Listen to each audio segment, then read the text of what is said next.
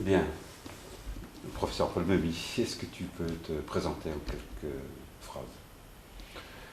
Oui. J'ai 51 ans, on va commencer par là. Je suis père de famille.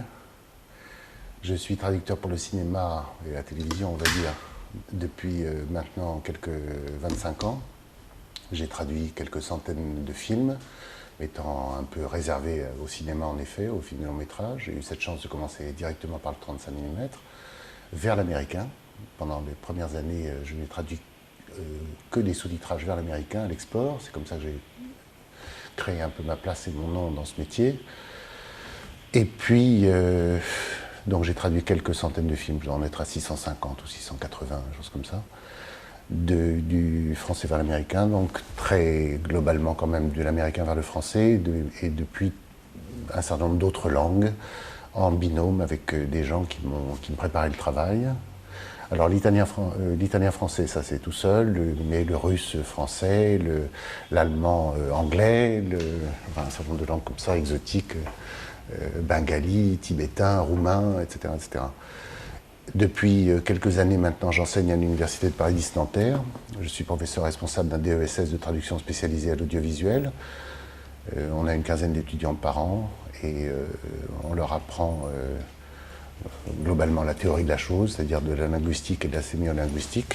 Ça, c'est le chien, qui m'a beaucoup appris, j'y reviendrai. Et en ce qui me concerne, outre donc un enseignement un peu théorique, il y a deux séminaires assez spécialisés de sous-titrage et de doublage, d'initiation à l'écriture du sous-titrage et à l'écriture synchronisée du doublage.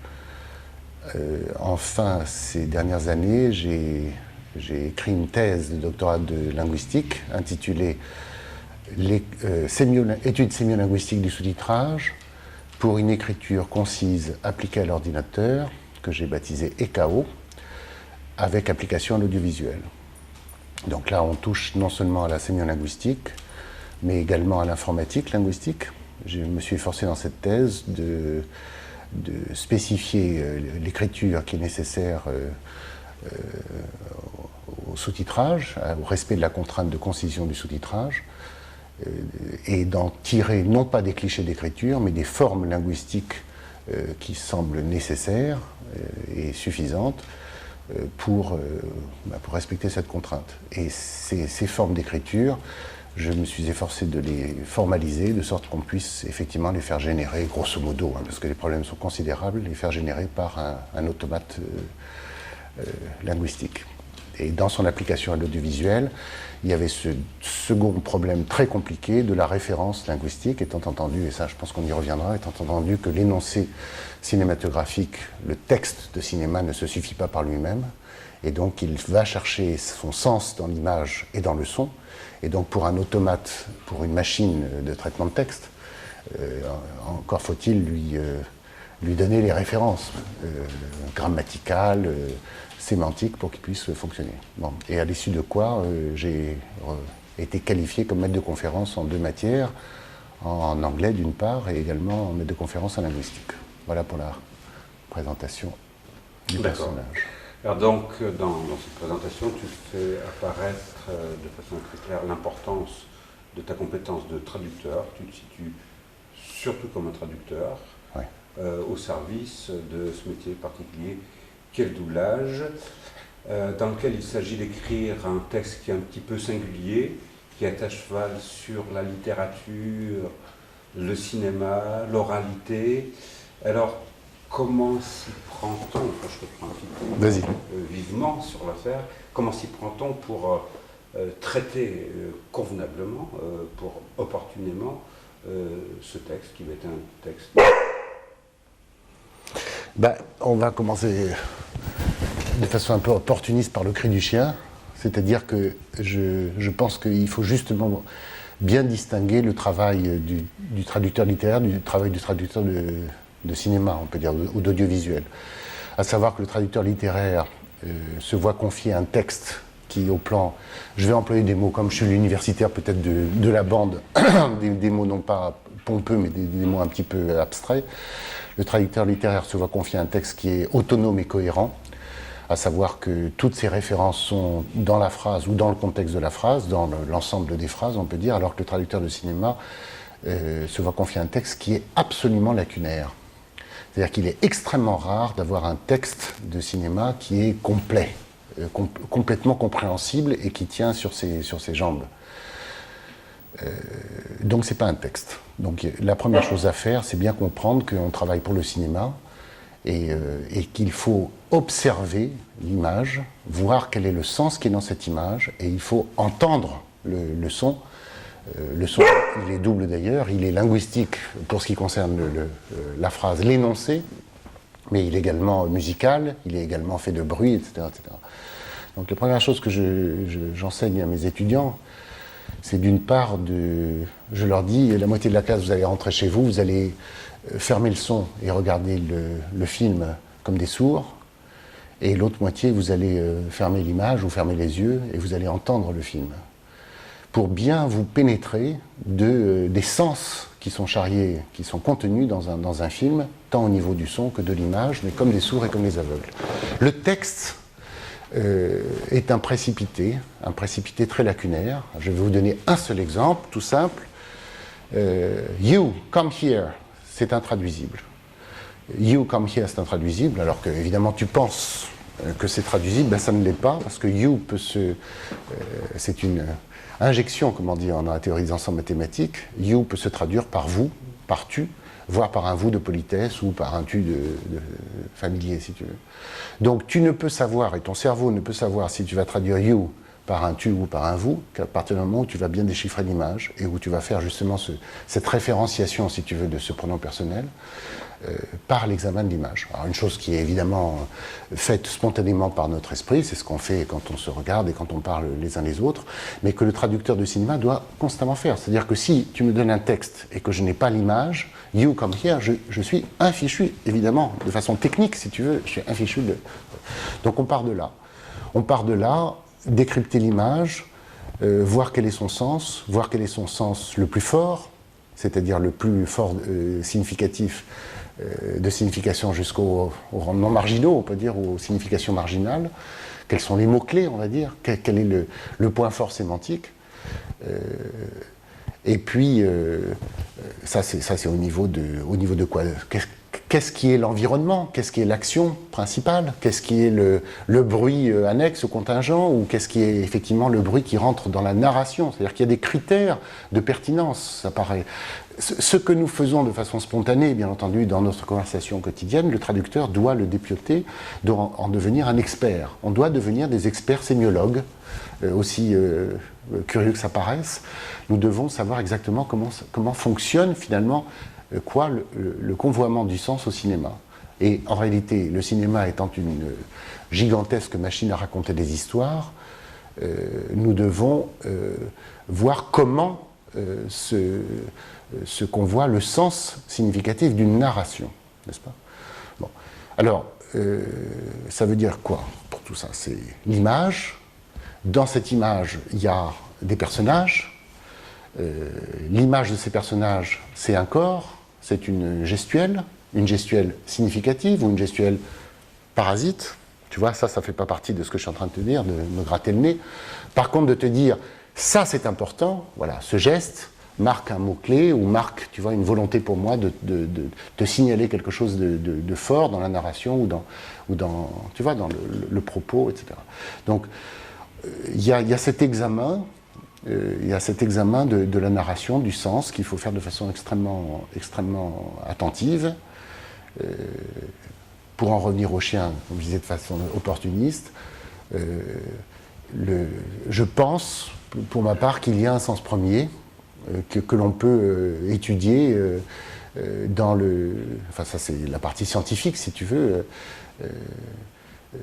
Qu'est-ce que comprend un chien? Qu'est-ce que comprend un bébé? Qu'est-ce que comprend un étranger? Quand tu es en situation pathologique ou quand tu es en situation bancale, quand tu es à l'étranger et que tu dis j'ai faim, tu vois, ben, sur ce tu peux pas mettre n'importe quel texte. Il est évident que ça, dans toutes les nations du monde, si tu es en Thaïlande demain ou au Mexique, on va te comprendre. Donc sur cette base-là, sur ces choses qui sont du langage primaire, hein, ce n'est pas du langage linguistique, c'est du langage corporel, eh bien, s'établit normalement une cohérence donc, entre, je disais, l'image, une image corporelle, pour aller vite, un langage gestuel très primaire, mais qui est quand même très fort. C'est-à-dire que si je te dis ça, qu'est-ce qui peut être accroché au bout de mon index? C'est pas forcément jusqu'à la Mecque. C'est le premier objet au bout de l'index, et puis peut-être par métaphore autre chose, tu vois. Donc il y a cet examen-là de ce qui est au bout du langage corporel, et puis bon, il y a ça, il y a sur le son à peu près le même examen. Bon, je vais y aller tout de suite. Sur le son, c'est quoi? Il y a de la même manière des bruits parasites et des sons qui sont significatifs. Tantôt qu'ils sont des inflexions de la parole, ce qu'on appelle la prosodie, et qui elle aussi est pareil. Si je dis c'est important, tu vois bien que c'est important. Il y a une saillance prosodique sur un mot. Alors une fois qu'on a fait tous ces tirés à part, une fois que le traducteur a compris où étaient les mots-clés, a compris où étaient les significations, où elles sont accrochées, par quoi est portée la narration, eh bien effectivement il découvre son texte, ce précipité textuel, ce précipité linguistique, et d'une certaine manière, normalement tout devrait s'éclairer, quoi. La grande difficulté pour le traducteur de cinéma, c'est effectivement de faire ce que fait le traducteur littéraire, mais d'atteindre la complétude de son texte.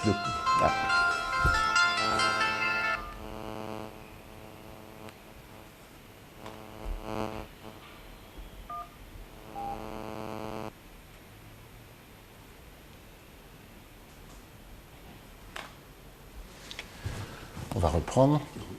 Donc une fois que ce travail est fait, la grande difficulté du traducteur d'audiovisuel, de cinéma, c'est de faire apparaître, si tu veux, la complétude du sens, justement, depuis des informations qui sont en réalité hétérogènes. Hétérogènes tantôt qu'elles sont visuelles, enregistrées sur le support optique, tantôt qu'elles sont sonores, enregistrées sur la bande sonore du film.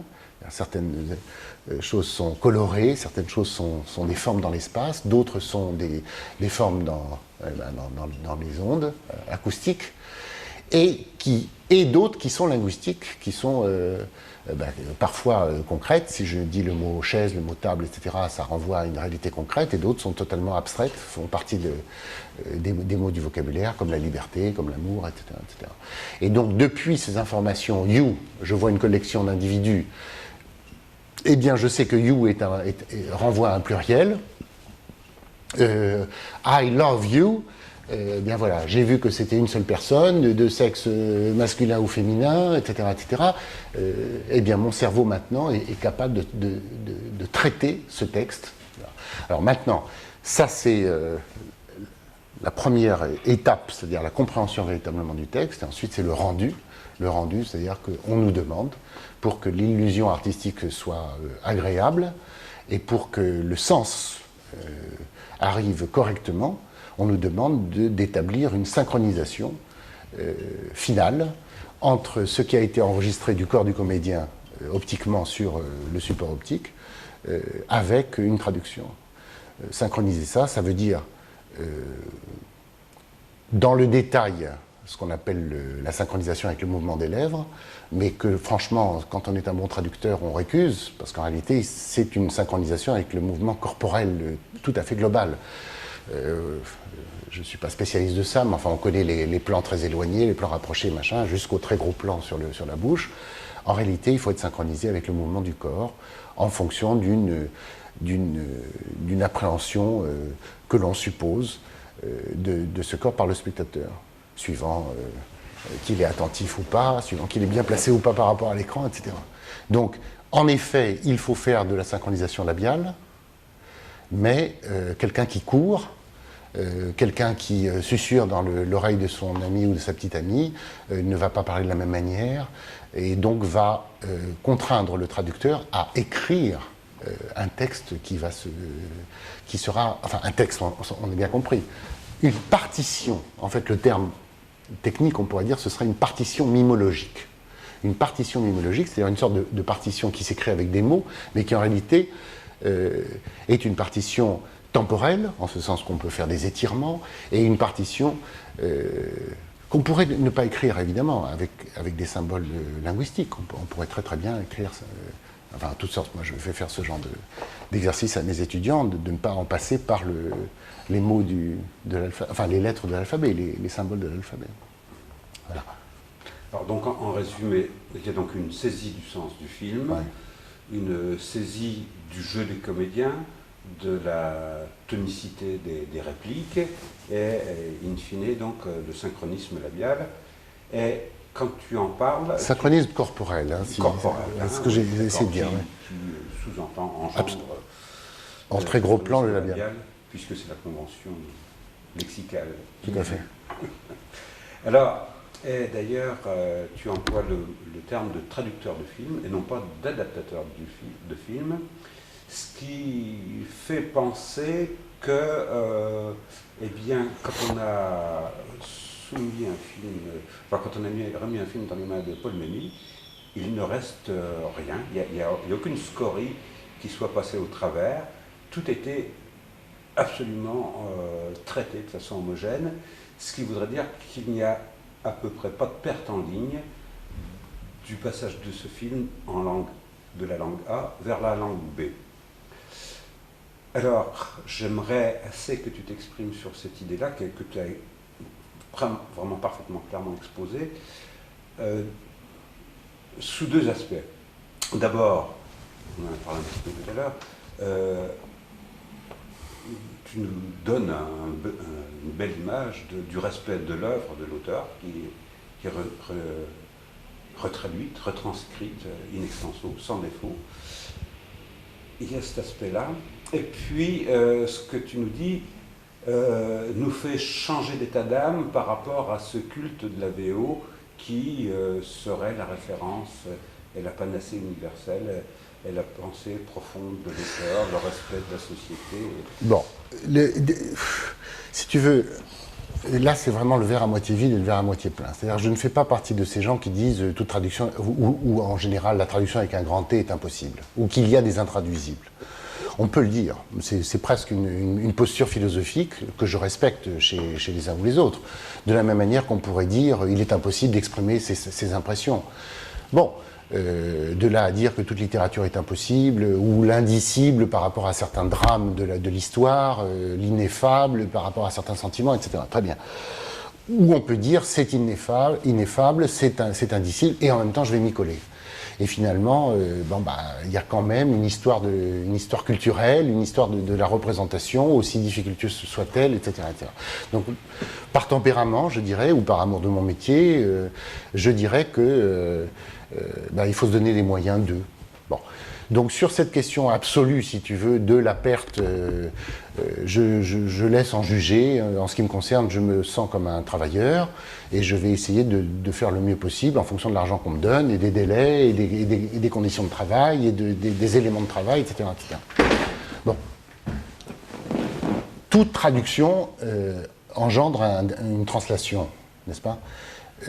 Alors là, pour le coup, je n'ai pas envie de vous faire ce qu'on appellerait de la traductologie, c'est-à-dire une petite conférence sur la traduction en général, ses risques, ses peines et ses joies, etc. Parce que là, c'est très général et ça nous ramène, si tu veux, au problème de la traduction littéraire, de l'interprétation musicale, de ceci, cela. Pour en rester, restons-en, je vous propose, à notre domaine du cinéma. Donc là, on est dans une technique qui met en jeu une équipe, les gens qui repèrent, enfin qui détectent, on dit au doublage, ce mouvement corporel, qui t'indique un certain nombre de signes cinématographiques, les changements de plan, les éclairages oui/non du corps, enfin correct ou pas, les éloignements par rapport à la caméra, etc. Donc un certain nombre d'éléments qui te permettent de ne pas te tromper.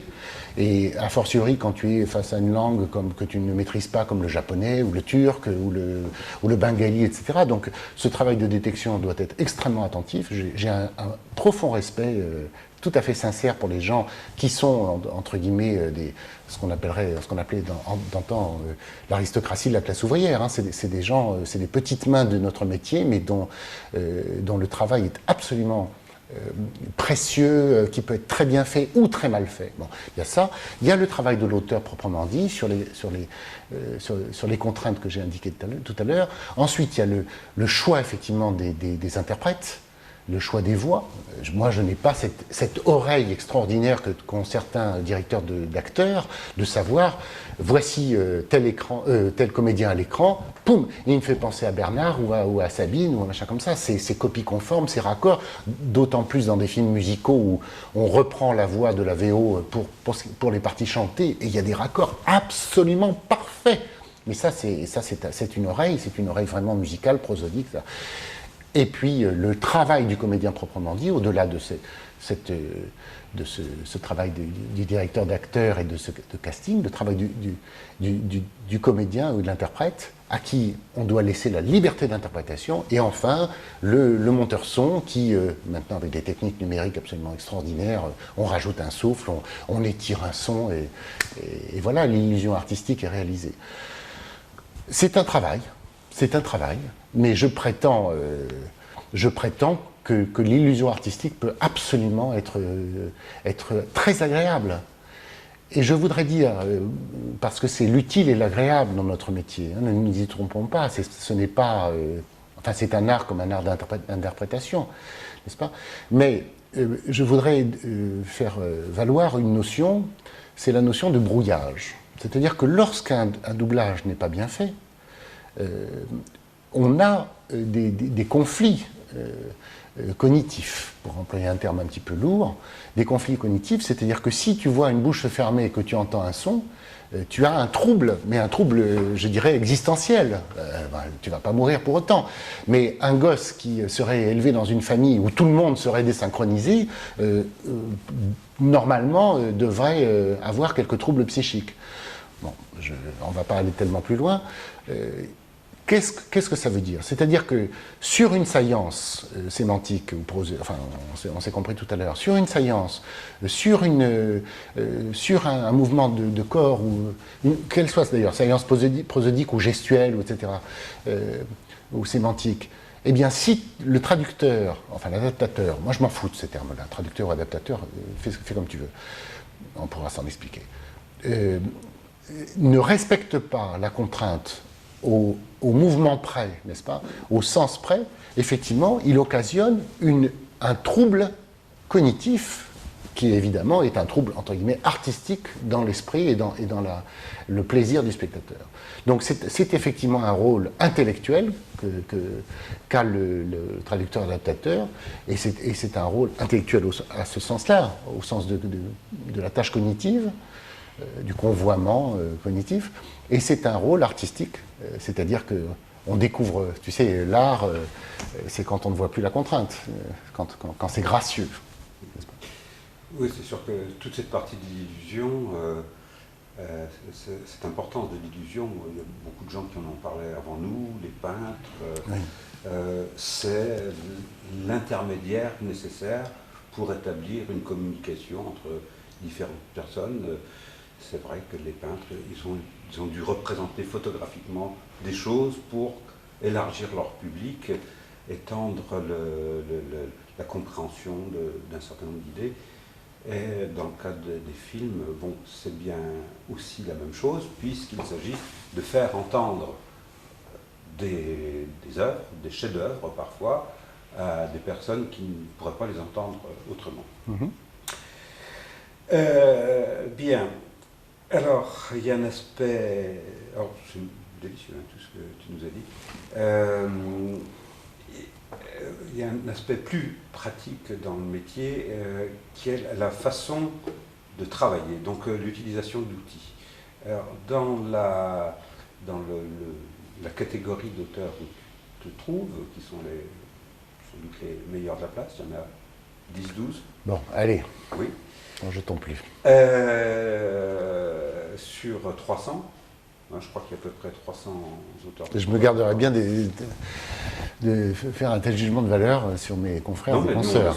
Nous, on le sait. Hein. Allez, on y va.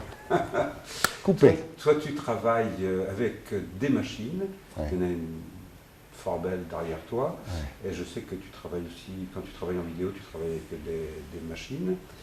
Donc, tu as fait un choix. Est-ce qu'avant, tu as travaillé à plat, comme on dit? Est-ce que tu peux nous expliquer ton rapport à l'outil? Alors, je fais partie, c'est très curieux, je voudrais dire que dans mon métier, enfin, dire carrière au sens de temps passé, de nombre de films travaillés, etc., j'ai eu finalement une entrée dans le doublage très très très difficile. À savoir que j'ai refusé énormément de doublage dans les premières années. Je me sentais comme un poisson dans l'eau avec l'écriture de sous-titrage, écriture concise, nerveuse, persuasive, brève,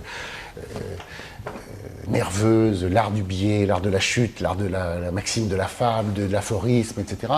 Et ce travail d'écriture au plus près du mouvement corporel, au plus près à l'image près, si tu veux, du doublage, m'est apparu comme vraiment extrêmement difficile pendant des années. C'est-à-dire j'avais, pardon, hein, je vais passer pour le bonnet de la farce, après que tu m'as lancé des compliments, j'ai peut-être traduit 100 doublages avant de me sentir à l'aise.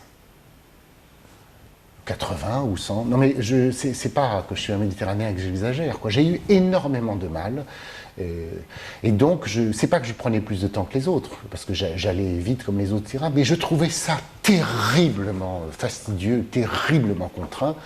J'étais face à mon propre tempérament d'écriture, je n'avais pas envie d'écrire comme ça, d'une certaine manière. Tu vois, c'était très difficile. Donc on a tous des moments de passion vis-à-vis de son métier, des moments de rencontre, des moments de désamour et de seconde flamme, tu sais, jolie chanson, tout recommencera et tu verras et tout recommencera, oui. Et c'est vrai que ça fait maintenant peut-être une dizaine d'années que je me sens extrêmement bien dans le doublage, et maintenant je crois que je fais plus de doublage que de sous-titrage. Bon, et je dirais, et ça c'est très très personnel, je dirais que le travail intellectuel que j'ai dû fournir pour ma thèse m'a en plus complètement débourré. Ça paraît bizarre, mais une approche, si tu veux, intellectuelle des problèmes justement de la signification, tantôt qu'elle est gestuelle, tantôt qu'elle est dans l'environnement ou sur le corps, tantôt l'analyse de la prosodie signifiante, c'est-à-dire qu'est-ce qui est dans un énoncé oral, qu'est-ce qui fait sens, etc., m'a fait énormément progresser. Cela, évidemment, en parallèle à mon expérience d'enseignant, c'est-à-dire de devoir retourner le gant, de devoir transmettre un art, c'est-à-dire une technique, etc. Donc, ça pour dire que c'est un métier quand même assez difficile. J'ai été, entre guillemets, spontanément à l'aise ou doué avec le sous-titrage, et ça a été plus difficile pour le doublage. Maintenant, depuis le premier jour, et encore maintenant, alors que je passe pour être maintenant plutôt rapide en doublage, même assez exceptionnellement rapide au doublage, pour un rendu qui n'occasionne aucun retake, avec l'accent français, au moment de... Tu vois, enfin, une fois que c'est fait, les directeurs de plateau sont contents, les comédiens sont à l'aise, etc. Et je vais effectivement vite, mais je ne travaille jamais à plat. J'ai tout travaillé à plat, c'est-à-dire avoir un vague magnétoscope dans un coin et puis de s'en référer uniquement à la bande mère dûment détectée par les gens qui nous précèdent.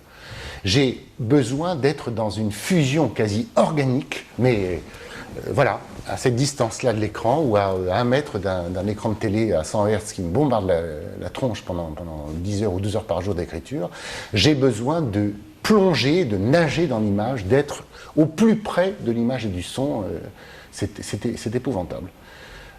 Mais comme ça, je suis sûr que je n'ai pas besoin de réécrire, que je suis complètement immergé dans un film. Et de la même manière, quand je commence, je termine. Et je ne vais jamais en arrière. J'avance.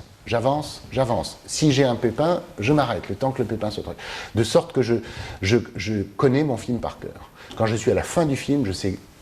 Quand je dis exactement, grosso modo, je sais exactement, enfin, ouais, je vais dire exactement, parce que c'est en tout cas ce à quoi je tends. Je sais qui a dit quoi, sous quel mode, sous quel registre, avec quelle inflexion, etc. Donc j'avance et je suis totalement concentré. Donc je travaille 10 heures, 12 heures par jour, jusqu'au moment où le film ou la série de films est terminée. Et les travaux, la thèse que tu as faite, est-ce que tu penses qu'on pourrait en extraire un certain nombre d'éléments fédérateurs pour maintenant, grâce au l'ordinateur, tu as parlé tout à l'heure d'automates, mais est-ce qu'on ne pourrait pas faciliter, disons, pour un certain nombre de films très standards, des séries où les structures scénaristiques sont toujours les mêmes, les situations, oui, les dialogues sont à peu près toujours les mêmes. Il y a un certain nombre de contraintes qu'on a toujours à affronter. Je pense notamment aux négations, qui dans l'anglais ne font pas intervenir de labial, qui ne sont bien utiles en français pour un certain nombre de mots. Et quand on a une négation à faire en français, il nous faut des labiales qu'on n'a pas forcément en anglais. Bon, il y a tout un tas de choses comme ça qui font intervenir des chevilles. Bon, alors le problème de l'automatisation de la production automatique de sens linguistique est franchement très compliqué. C'est-à-dire qu'il n'y a aucun problème avec un peu de soin pour automatiser l'allumage de toutes les ampoules de ta maison quand tu rentres, la mise en marche de ton répondeur automatique de téléphone, je sais pas quoi, la chaudière, le machin. C'est très très simple. Pour automatiser la moindre production de sens, c'est très compliqué. C'est ce qui en fait évidemment tout l'intérêt. C'est que évidemment on est là face à ce qui est le propre de l'homme, n'est-ce pas ? C'est-à-dire que les animaux sont dans une communication, parfois même très sophistiquée, au plan affectif notamment, bien sûr, mais au niveau de la communication, la dénotation, si tu veux, on peut apprendre à un mammifère supérieur comme un chien une centaine de noms, de noms propres, en l'occurrence, c'est-à-dire Baal, c'est des noms propres, c'est-à-dire c'est des entités. En philosophie, on dirait des essayités, c'est-à-dire etchéités, c'est des voilà, tu vois. Bon. Les généralisations, comme les noms communs, c'est déjà beaucoup plus compliqué. Et un procès, c'est-à-dire j'ai 20 ans, j'ai une valise, j'ai mal à la tête, tu vois, c'est-à-dire entre plusieurs entités, un procès, ça devient très compliqué. Alors, ce qu'on peut, franchement, demain matin, automatiser pour le doublage, c'est une sorte de crayon optique qui nous donnerait la bande de détection. C'est-à-dire qu'on balade, on arrive à repérer grosso modo l'usine à son signifiant, c'est-à-dire les bouches, ces sphincters qui s'ouvrent et qui se ferment, et demander à un ordinateur de repérer, si tu veux, et de te faire une spectrographie de ces mouvements-là, c'est-à-dire te dire où ça s'ouvre, où ça se ferme, et de te faire donc un équivalent, donc autrement symbolisé, si tu veux, de ces mouvements-là, c'est demain matin. Il suffit de s'y coller, franchement, une personne du métier, plus un ingénieur à peu près machin, plus quelqu'un qui va te faire ça en convivial, tu vois, pour l'utilisateur, c'est à la portée, je crois que toi et moi, on pourrait le faire. Ça ne veut pas dire qu'on est des nuls en plus, mais on sait le faire. Maintenant, pour ce qui concerne l'écriture proprement dite, c'est très compliqué. Alors je vais te donner un seul exemple, vu que tu m'as lancé sur la négation. Dans un film récent, à un moment donné, il disait en anglais, je vais vous le traduire, « And be sure that he does not think that I sent this present. » Ça veut dire, littéralement, « Et assure-toi qu'il ne pense pas une seule seconde que c'est moi qui lui fais ce cadeau. » Et tu as une saillance forte au plan prosodique, « Does not think that I sent him this present. » Ou « I am the one that sent him, offered him. » Voilà, donc ça c'est une négation, n'est-ce pas? Et manque de peau, tu as non seulement une saillance sonore, tu as une saillance prosodique, not think, tu as une saillance gestuelle, c'est-à-dire tu as un geste qui te dit bien le mot-clé est là, et une saillance sémantique, je ne veux surtout pas qu'il pense que je suis amoureuse de lui, etc. etc. Donc ça, voilà le mot-clé. Le traducteur, bon, je t'ai donné la traduction, et assure-toi qu'il ne pense pas que ce soit machin, que ce soit moi qui lui ai fait ce cadeau. Et assure-toi qu'il ne pense pas ou qu'il ne croit pas que ça c'est pas bon, c'est pas bien. En plus, évidemment, sur he does not think, sur does not think, tout ça c'est de la bouche ouverte, tu mets pas, il pense pas, tu ne mets pas ça. C'est quand même, là pour le coup, c'est le b.a.-ba du métier. Donc, qu'est-ce que peut te faire un ordinateur là-dessus? Pas grand-chose, franchement. L'ordinateur peut te repérer si tu lui donnes si tu as déjà réfléchi à ton procès linguistique, c'est-à-dire quel est le sens distribué sur une succession de segments linguistiques, ce qu'on appelle en mathématiques ou en sciences, disons, des éléments discrets. Mais on sait bien que ces éléments discrets, ces éléments séparés d'une phrase, en réalité se rejoignent dans une continuité sémantique, n'est-ce pas? Quand je dis je t'aime, voilà, alors je, c'est pas nous, c'est pas il, c'est pas la France. Te, c'est pas, bon pareil, t'aime, c'est pas je te hais, je te regarde, je te ceci, cela. Mais quand tu fermes les yeux, je t'aime, t'as un sentiment, t'as quelque chose de continu. Donc nous, on a un cerveau, à la différence de nos animaux chéris, on a un cerveau qui est capable de discriminer. Notre langue fonctionne à coup d'éléments discriminés. L'ordinateur va fonctionner à coup d'éléments discriminés. Mais le sens, il est continu. C'est très compliqué en science. C'est la vieille lune du saut qualitatif. Tu sais, au bout d'un certain nombre de quantités, au bout d'un certain nombre d'éléments, on a un saut qualitatif. Ça, c'est depuis le Moyen-Âge qu'on pense comme ça. Et aujourd'hui, on parle d'émergence en physique, tu sais, ou d'émergence. Non, c'est maintenant. C'est depuis 20 ans, c'est le mot à la mode, émergence. Cette émergence de sens, pour l'ordinateur, elle est intransmissible, informalisable, impensable pour une machine qui n'a pas de pensée. La traduction que j'avais donnée de la phrase, je ne sais plus longtemps. Oh, il ne faut pas toucher à ça. La traduction que j'avais donnée, c'est... attends, comment c'était?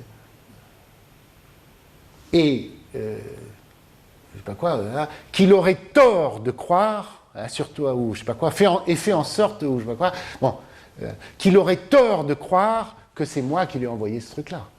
Tu vois?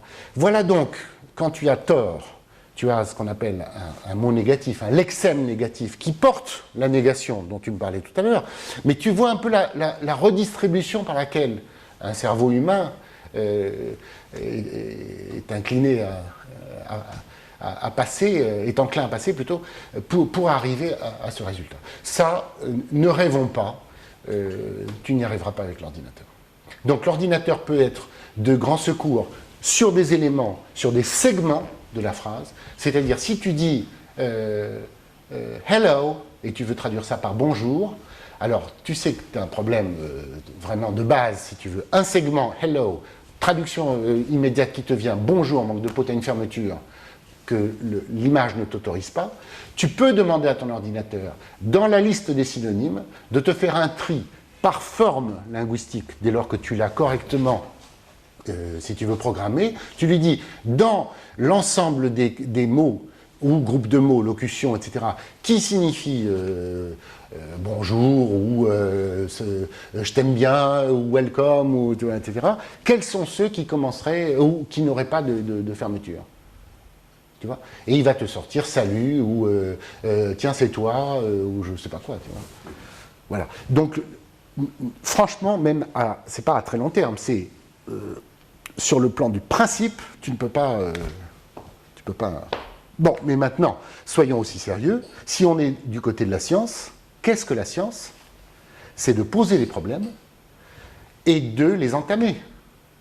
C'est-à-dire qu'on va. C'est pas parce que, si tu veux, on est dans un mouvement asymptotique, c'est-à-dire qu'on n'arrivera jamais qu'on ne va pas s'y mettre. Qu'est-ce que la science? Eh ben, c'est un travail et une sédimentation de résultats, jusqu'au moment où on bifurque et sachant qu'en cours de chemin, on découvre d'autres choses. Donc ce problème est très intéressant. C'est une façon de prendre les transformations de sens ou linguistiques ou sémiolinguistiques comme une autre, et ma foi, de poser la question à des ingénieurs linguistes du problème du doublage, eh bien ça fait marcher les schmilblick. C'est une façon d'avancer. D'accord. Alors, comme tu disais, depuis le Moyen-Âge jusqu'à aujourd'hui, soit il est question de déferlement, d'émergence, de bombardement neutronique, enfin ce qu'on voudra, avec des gracieuses machines comme l'ordinateur, qui voudraient nous faire croire que l'informatique serait le nouveau sang du dragon, qu'il suffirait de se baigner dedans pour, comme Saint-Georges, comprendre toutes les langues, y compris le chant des oiseaux. Donc, on n'y est pas encore parce qu'il y a tout un tas de données sous-jacentes qui sont dans la langue, qui sont véhiculées par un inconscient collectif qu'on ne déplace pas comme ça parce qu'il s'est formé depuis l'homme de Néandertal, on peut dire. Enfin, depuis que l'homme de Néandertal. Je te laisse ces appréciations sur l'inconscient collectif. Voilà. Alors, tout à l'heure, on parlait du film auquel que tu abordes. Et dans certains cas, on a parlé de doublage qui non seulement n'entamait pas les qualités de l'œuvre, mais qui, dans certains cas, pouvait les améliorer. Ça t'est déjà arrivé d'avoir cette sensation? Je ne dirais pas ça parce que, si tu veux, fondamentalement, dans ma profession de foi, je me considère comme un interprète au service d'une œuvre et au service du créateur. Je demande à mes étudiants chaque année de s'inventer, pour le temps d'un cours ou d'une année universitaire, de s'inventer leur devise de traducteur. Alors je ne sais pas si j'ai la mienne, mais ce que je sais, c'est qu'il me semble que notre travail a deux temps. Le premier vraiment est au sens ordinal, c'est-à-dire le premier qui précède le second par ordre d'importance, c'est le temps de la loyauté. Le temps de la loyauté vis-à-vis de quelqu'un qui, lui, s'est confronté à rien. Voilà. C'est-à-dire, tu te lèves le matin, à quoi bon? Eh bien, pourquoi pas? L'autre, il a choisi, pourquoi pas? Eh bien, ça, chapeau. Il a fait quelque chose. Il a fait quelque chose, et même si c'est une... Bon, il y a franchement des œuvres qui ne sont pas très respectables, si tu veux. D'autres qui sont... on sait bien que c'est des produits. J'avais même un copain qui disait, c'est pas un film, c'est du blanchiment d'argent. Bon, d'accord, on a compris. Mais prenons-le quand même par le haut. Voilà que nous a précédé un créateur qui a passé 3 ans de sa vie pour faire quelque chose qui peut être une œuvre. Il s'est confronté à du rien, et l'œuvre, elle est, en dessous, il y a la page blanche, quoi. En dessous, il y a l'angoisse de la page blanche, en dessous, et après, il y a la mort, etc. Donc, tu vois, je suis un petit peu pompeux là-dessus, mais moi, j'aime l'art et je respecte les artistes. Donc, ce premier temps de la loyauté, c'est au minimum ce temps du respect par rapport à l'existence ou par rapport à l'histoire de l'art, etc. Bien. La loyauté, elle va jusque dans le détail, au plus près du texte, au plus près du geste, au plus près de... Le deuxième temps, c'est la liberté. La liberté de l'interprète, c'est-à-dire que, ça tous les musiciens te le diront, j'ai envie de dire, tous les faussaires aussi te le diront, pour que ça soit bien, il faut comprendre que ça bouge. C'est pas si fixe que l'on croit. Ça n'est pas fixe. Une œuvre, bien sûr, même si elle est figée sur le papier ou sur une pellicule ou sur un bande-son, etc., en réalité, cette magie qui fait qu'à un moment donné, tu transmets quoi? Un sens. J'ai parlé tout à l'heure de continuité du sens, mais vraiment au plan théorique. Hein. Ou une émotion, là je n'ai pas besoin d'être très théorique, chacun le comprend en son fort intérieur. Eh bien pour arriver à retrouver ça, il faut que ça bouge. Une œuvre n'est valable qu'à partir du moment où, on disait à une époque en imitation du vivant, ou en tout cas, à un moment donné, elle respire. Je crois que c'est Bottero qui disait, on ne peut pas être un faussaire, jamais un faux ne peut être aussi bon qu'une œuvre authentique, parce que le faux ne fait que reproduire ce qui est en surface de l'œuvre.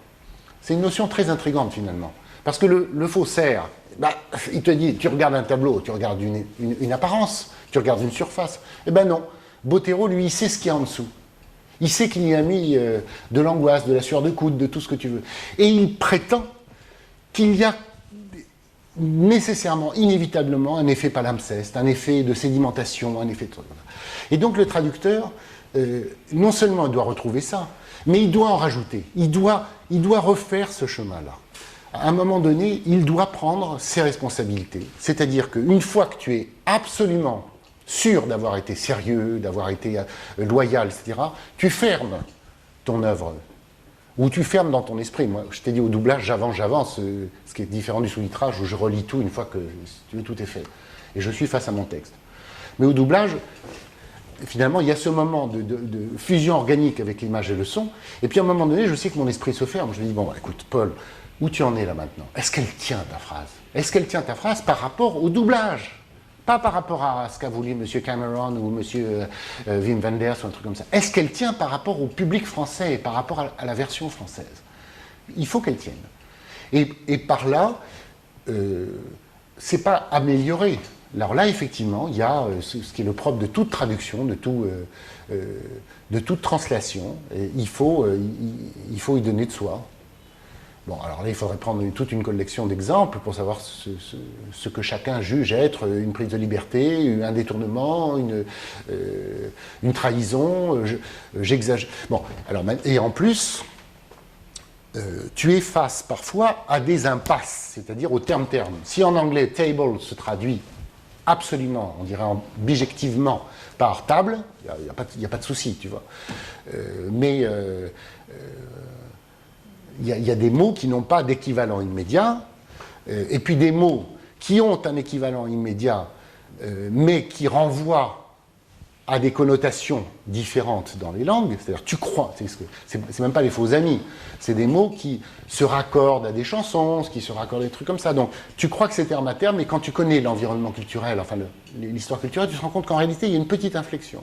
Et puis parfois, tu as des contraintes mécaniques, comme on parlait tout à l'heure, de la synchronisation ou de la concision pour le sous-titrage, de sorte que tu ne peux pas employer le mot qui serait pourtant la bonne traduction. Alors tantôt, tu privilégies le sens, tu es à 100% dans le sens, mais tu as un doublage absolument pourri, quoi, synchronisation pourrie. Tantôt, tu privilégies l'expérience corporelle artistiquement vécue par le spectateur, et donc tu dois faire une impasse sur la traduction précise. Alors, c'est ce que j'appelle donner le tiercé, mais en désordre. C'est-à-dire que tu sais que tu t'es écarté sur un élément discret de la phrase, un segment de la phrase, à toi si tu veux, de refaire la balance sur un autre élément de la phrase, de sorte que, globalement, dans ce procès général, voire là ça serait peut-être un peu trop, mais dans cette scène, trop, ça serait à l'ensemble du personnage, si tu veux, ou de la narration, tu t'y retrouves. Ça, c'est trop. Mais dans une phrase, en tout cas, ou dans un tout petit groupe de phrases, oui, je pense qu'on peut arriver à du tiercé dans le désordre. Donc ça c'est notre métier, et évidemment, je vous dis là que l'ordinateur n'y peut rien. Oui, c'est sûr. Il ne suffit pas de reprendre le prénom Christophe ou Paul dans la phrase pour qu'on recentre une phrase dessus. Ce serait une manœuvre très maladroite, en l'occurrence. Non, mais même d'ailleurs sur cet exemple, tu sais bien que les Américains emploient beaucoup plus de fois, enfin beaucoup plus souvent les prénoms. Oui. Si tu mets à chaque fois John autant, non. Oui. Voilà, ça c'est pas français, si tu veux. C'est pas français de dire en permanence. Si on était en Amérique, tu m'aurais déjà prénommé 20 fois. Et est-ce que tu peux nous dire un certain nombre de titres de films un peu célèbres sur lesquels tu as travaillé? Oh, vous ferez ça au bon titre? Non, écoute, je remplis un Pariscope et demi. Il y a des films que j'ai adoré traduire et qui ne sont pas connus par le public, d'autres qui sont à très grande visibilité commerciale, qui rapportent de l'argent et qui ne posent pas trop de problèmes. Certains ont été très amusants à faire. Je sais que les derniers, c'était une biographie filmée d'Elvis Presley. Auparavant, j'étais sur un film russe de Pavel Lungin. Avant, c'était Don't Come Knocking de Wim Wenders, Basic Instinct, numéro 2. Je me souviens plus très bien. Voilà. Je suis entre le film d'auteur. J'ai adoré traduire un grand nombre de films ce qu'on appelle les années 40, l'âge d'or de Hollywood, c'est-à-dire les Marx Brothers ou des Frank Capra ou des John Ford, etc. Ça, j'ai beaucoup aimé traduire ce grand cinéma. Alors là, c'est pour les petites chaînes de la télé, les petites chaînes du câble, mais c'est de l'immense cinéma, payé très peu cher pour ce qui nous concerne, mais bon, c'est une merveille. Voilà, bon, si tu veux, j'ai touché à peu près à tous les registres. Quand j'étais jeune papa, on m'a confié énormément de Allô maman, c'est encore moi, et de films, des dessins animés de Walt Disney, etc. D'autres pensaient que j'étais un intellectuel, donc on m'a filé des Arthur Miller et des je sais pas quoi, des Kazan, et tu vois. Les troisièmes trouvaient que j'étais bon technicien. On m'a donné des films de guerre où il y a des tapés de trucs très scientifiques, très techno, d'aérospatial. Voilà. Il y a un peu de tout. Un peu de tout. D'accord. Étant entendu que quand on est un professionnel, ah oui, je pourrais dire que j'ai refusé, enfin normalement on ne refuse pas, c'est du travail. On a son registre de prédilection, mais un professionnel doit savoir s'adapter à peu près à tout, il me semble. Et faire carrière, c'est statistiquement avoir été un jour ou l'autre confronté à exactement tous les pépins possibles et imaginables, que ce soit au plan technique, ou que ce soit au plan humain, ou que ce soit au plan financier, etc. Donc quand on se dit je veux faire carrière dans un métier, il faut savoir qu'un jour ou l'autre on a tout. La machine qui explose devant soi alors qu'on doit rendre le truc après-demain, bon, etc. Voilà. Et, bon, tu es un traducteur rapide. Ouais. Pour un long métrage qui fait en général une centaine de minutes, ça te demande quoi, une semaine, 2 semaines, enfin, sachant que tu travailles 10-12 heures. Je voudrais dire deux choses. La première, c'est que globalement, dans le métier, on nous demande de faire ce qu'on appelle une petite bobine par jour, c'est-à-dire 9 minutes, à peu près, 9 minutes, 10 minutes par jour pour le doublage. Il m'est arrivé, ça ne m'amuse pas, ça m'épuise, mais en même temps, ça ne me déplaît pas, parce que, pour les raisons que je disais tout à l'heure, que j'évoquais tout à l'heure de fusion avec le texte et avec le film, ça ne me déplaît pas de travailler plus, c'est-à-dire de rendre plus de travail, encore une fois dans des bonnes qualités. Hein. Donc maintenant j'arrive très globalement à 13, 14, 15 minutes d'écriture livrée par jour. Sur des films, des vrais films. Voilà. Moi j'ai à peu près fini. Est-ce que toi tu veux poser des questions? Peut-être en fait pour synthétiser, la traduction cinématographique est une traduction liée à la contextualisation de l'image, du film, tout ça. Oui. Cette contextualisation, elle porte le sens d'une société. Est-ce que une traduction cinématographique peut être repensée dans 20 ans, 30 ans? Elle est non pas seulement repensée, mais refaite assez régulièrement. En tout cas pour les films qui le méritent, ou dont on juge que. Ça, c'est assez troublant parce que, il y a deux choses là. Il y a d'une part l'avancée des techniques qui permettent quand même un certain nombre de choses. Le sous-titrage, les progrès du sous-titrage sont énormes. Le sous-titrage n'est absolument pas celui que j'ai connu dans les débuts des années 80. Qui était à l'époque fait de linotypie, une projection le matin d'un film de KPDP d'abordage qu'on découvrait à 9h du matin dans une salle avec le projectionniste qui avait la gitane maïs. Et après, tu rentres chez toi, tu as entendu « Hold the line ». Hold the line, c'est quoi hold the line? C'est rester en ligne, c'est quel amarre qui est lancé ou garder le cap. Enfin bon, tu étais complètement largué aujourd'hui, tu as le truc à la maison. Pareil pour le doublage, quand même, pour le montage son a quand même considérablement avancé. On est devenu beaucoup plus précis, beaucoup plus, bien meilleur aujourd'hui qu'il y a 20 ans quand même. Donc pour ces raisons, on aurait tendance, pour certains films, à refaire. Et pour ce qui concerne ce que vous appeliez tu parlais de contexte linguistique, mais ça dépend. Encore une fois, là, j'ai relu, j'adore ça. Alors là, pour le coup, voilà ce qu'on appelle ils appelaient ça une translation. J'ai lu, il n'y a pas si longtemps, il y a quelques semaines, j'ai relu Pantagruel de Rabelais. Donc, je ne sais plus sur quel éditeur, tu as à gauche le texte original et à droite la translation en français moderne. Je veux dire que c'est extraordinaire de lire Rabelais 1530 dans son français. C'est-à-dire qu'on s'y retrouve, on a cette impression de familiarité et d'étrangeté à la fois. C'est un plaisir immense pour quelqu'un comme moi d'être... finalement, c'est le plaisir du traducteur. C'est-à-dire, on comprend la langue étrangère, mais on sait qu'elle est étrangère. On comprend Rabelais, mais on le comprend en version, si tu veux. On comprend Rabelais vers le français, mais on serait incapable d'écrire 10 lignes en français rabelaisien. Voilà. Ça, c'est merveilleux. Alors, de deux choses. Une, soit on en reste à quelque chose dans le jus. Il m'est arrivé de retraduire à l'amour de John Wayne, et avec John Wayne. Donc soit Alors il fallait le refaire. Pourquoi? Parce qu'il avait été, à mon sens, mal fait. On avait l'impression d'entendre parler trois marquises dans un salon de thé. Vous reprendrez bien quelques petits fours pour la troisième fois. Qui compte? Bon. Donc là, il fallait le refaire. Mais soit tu le fais de façon rustique, parce que c'est des vachers. Hein, c'est des vachers, c'est des gens qui puent les pieds dans leur Santiago, etc. Soit tu le modernises. Donc c'est vrai qu'il y a ce curseur. Parfois, tu te retrouves avec des anciens doublages où le curseur a été peut-être mal posé, où tu te dis je pourrais mieux faire. C'est pour ça qu'on a refait les Blanche-Neige et un certain nombre de grands dessins animés, où on pense que le texte était un petit peu suranné. On pouvait un peu mieux faire. Mais c'est difficile.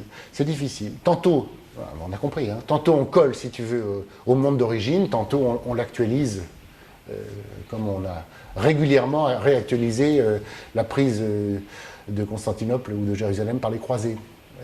Avec quel uniforme on habille les croisés? Soit on les met avec les habits de Charles Quint, ou même d'aujourd'hui, ou Hamlet, ou Macbeth plutôt en habit de SS ou des choses comme ça. Voilà. Qu'est-ce qu'on fait? Donc effectivement, il y a cette question. Ça se discute avec le client, si tant est qu'il s'y intéresse. Je suis un peu vache, mais je souffre, et je pense que notre profession en règle générale souffre du hiatus professionnel, de la collaboration ratée, vidée de son sens, évitée entre le client ou le réalisateur et les traducteurs. Ça, je pense que, alors qu'il existe, enfin la collaboration, elle existe entre le traducteur littéraire et l'auteur, elle n'existe plus au cinéma, et je pense que ça, c'est un tort fondamental. Bon, tu veux dire qu'on ne te donne pas de consignes avant de traduire le film. Or, quand même, tous les films sont porteurs de, je ne veux pas dire d'idéologie, enfin de sens, orientés quand même malgré tout. On constate quand même que le doublage a une action sur la langue, et comme nous le disait notre ami Jacques Lacan, la langue contribue puissamment à la formation de l'esprit. Il y a des inévitables dans les films.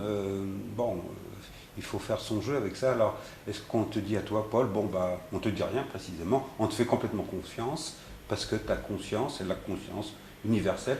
Alors, en plus d'être un traducteur, tu es un représentant de la conscience universelle internationale. Est-ce qu'on peut... Non, française. Enfin, oui, si tu veux, oui. Ah ben c'est notre métier, mais il est un fait. Non, mais ça c'est, si tu veux, la généralité de notre métier. Je réfléchissais à un terme ces derniers temps, vu que à l'heure où nous parlons, il y a cette guerre que se livrent le Hezbollah et Israël sur le sol au détriment des populations libanaises et israéliennes. Je réfléchissais au terme de colon et de colonisation. Bon, quand on parle, c'est pas pour faire évidemment de parler spécifiquement de ça, mais prenons-le en termes linguistiques. On parle de colons et de colonies israéliennes dans les territoires de Cisjordanie et anciennement de Gaza. En anglais, on parle de settlers et de settlements, qui se traduit par implanté ou implantant ou implanteur ou je sais pas quoi, et implantation. Voilà. Un traducteur, qu'est-ce qu'il fait avec ça? Il est évident que le terme de colonie, alors je n'ai pas eu le temps, si tu veux, de me renseigner pour savoir comment on disait véritablement en hébreu, en arabe, en italien, en allemand, en javanais ou je ne sais trop quoi, tu vois. Mais là, tu as véritablement une différence entre l'anglais et le français. Il est évident que settler, c'est pas un colon, hein, si tant est que nous connaissions notre histoire coloniale, etc. Donc, mais si tu me donnais à traduire quelque chose sur tu vois, les types qui sont en Cisjordanie et machin, et que j'employais tout autre mot que colon, on se dirait ce garçon est en train de faire de l'idéologie.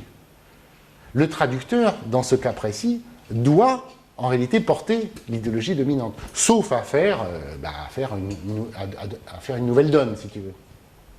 Voilà un exemple très très simple du travail du linguiste.